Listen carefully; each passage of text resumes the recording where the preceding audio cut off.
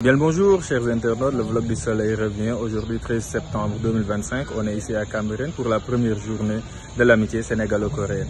Au menu, on aura des prestations culturelles, notamment une manifestation de K-pop, mais aussi la dégustation de plats des deux pays pour magnifier l'amitié sénégalo-coréenne. Allez, on y va!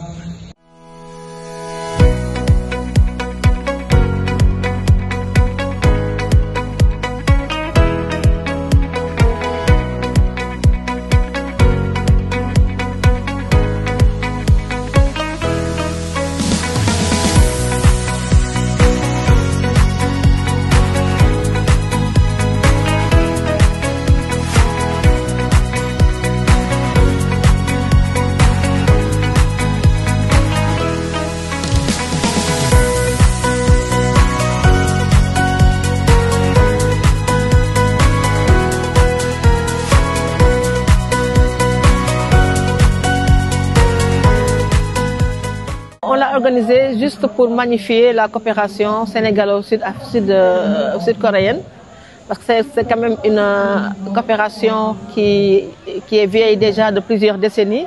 Donc c'est une coopération très fructueuse qui a permis à notre alumni, l'ALASCO, d'envoyer plus de 800 agents de l'administration en Corée du Sud, qui pour une formation de longue durée, pour une formation de courte durée. Donc c'est dans ce siège-là que nous avons jugé utile et nécessaire d'initier cette journée d'amitié entre la Corée du Sud et le Sénégal. Vous savez, l'ALASCO a plusieurs activités toute l'année. Donc au-delà de cette activité culturelle, nous avons également des activités de donation dans les orphelinats, dans les écoles primaires. Le 5 octobre prochain, nous allons donc distribuer des bourses à des élèves qui sont inscrits dans les écoles construites par la KOICA au Sénégal. Après cela, ce sera l'Assemblée générale avec un changement de bureau cette année-ci.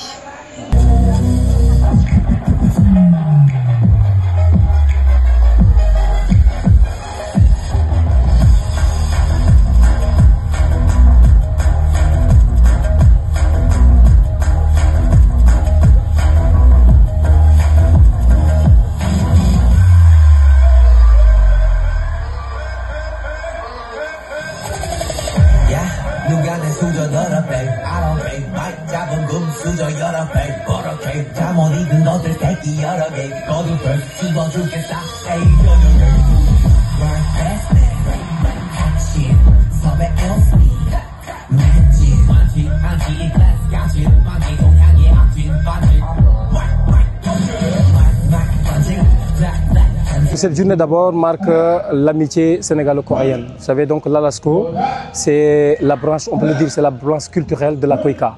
La KOICA qui est au Sénégal depuis la fin des années 90. Et cette même KOICA a permis à beaucoup de fonctionnaires sénégalais de bénéficier de bourses d'études en Corée du Sud. J'en fais partie moi-même. Donc j'ai étudié, j'ai décroché un master en administration publique dans l'une des meilleures universités de la Corée qui est Yonsei University. Nous sommes là aujourd'hui pour magnifier cette coopération entre les deux pays.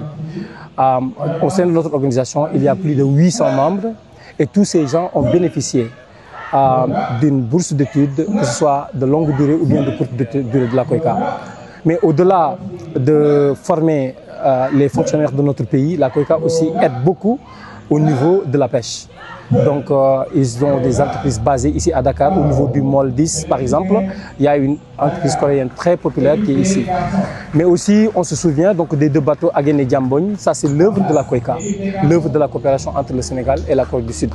Donc on a tellement de choses à partager, il faut se souvenir que la Corée du Sud a été envahi par le Japon pendant 35 ans. Donc c'est un pays qui est victime de l'invasion japonaise pendant 35 ans, de 1910 à 1945. Après ça, il y a eu la guerre des deux Corées de 1950 à 1953. Donc la Corée du Sud, en 1945, avait pratiquement le même PIB que le Sénégal. Mais aujourd'hui, c'est la 14e économie mondiale. Donc on a tellement de choses à apprendre de ces pays, mais d'où cet échange culturel pour voir ce que nous avons en commun et qu'est-ce que mutuellement on peut se céder. Et je pense que déjà, pour ce qui est de la coopération au niveau de l'éducation, il y a déjà 4 établissements qui sont l'œuvre de la Koika. Il y a une école, un lycée construit au niveau de Kermoussa, un lycée à Kermassar Nord, un lycée à Gandiaye et un lycée à Rufisque. Et chaque année, nous organisons ce qu'on appelle la journée de l'excellence pour primer les meilleurs élèves donc, de ces lycées construits par la Koika. Il continue toujours, déjà, donc moi, ma promotion, on n'était que 6 participants, mais aujourd'hui, la Koika prend jusqu'à 10 participants chaque année pour qu'ils puissent bénéficier donc, de formation dans les meilleures universités. Donc il ne se relâche jamais, il continue d'aider le Sénégal dans beaucoup de domaines, l'agriculture, l'hydraulique, l'éducation.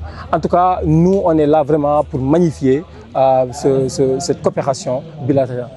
Déjà, il y a cette particularité, la Corée a cette particularité d'avoir par exemple un plat qui est national qu'on appelle le kimchi. Comme nous avons le nôtre qui est le tchéboudian. Dans beaucoup de pays, c'est difficile de distinguer ou bien de dire que voilà le plat national. La Corée, ils ont ce plat national.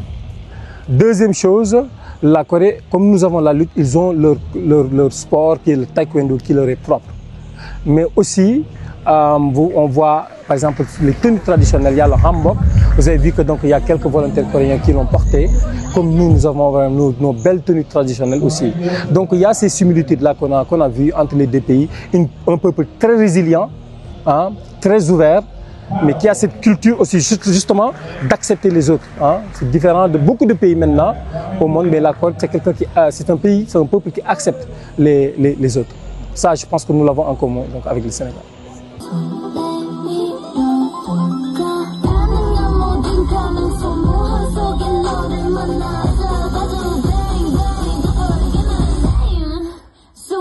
Supernova.